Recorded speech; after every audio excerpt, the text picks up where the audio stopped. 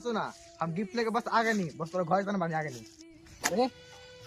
कहाँ कहाँ ने खोजी ये क्या हम झाट खेलते हैं यहाँ तक खेले नहीं जगह तो गो में घरे पहना हो जाता नहीं भाई जाता नहीं चल जल्दी अरे जाता नहीं जाता अब जल्दी हाई नार ना फोड़े का बारे करे ठीक से जो आ कौन शिकायत नहीं होगी चाहिए जो आज हां बाबू बोला नहीं स्कूल जाता हूं अरे बस मन जा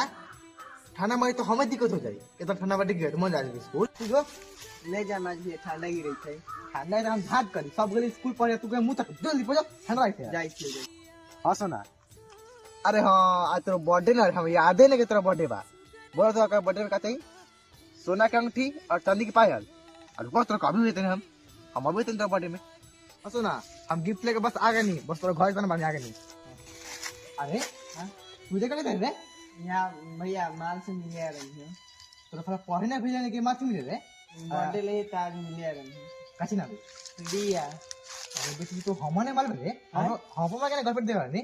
तो हमरो माल के तरिया ना हां तेरा मैं सारा काम पे पानी फेर दे तू रे ये तू फेर दे हमर दे जा चलो हाँ तेरा बहनी के गए नहीं बहन माल के गिफ्ट देवे कितना बढ़िया अब ये भैया माल को खपा ले लक आपका झाट गिफ्ट दी अच्छा चला बहन जो गिफ्ट से बचलक नहीं हमर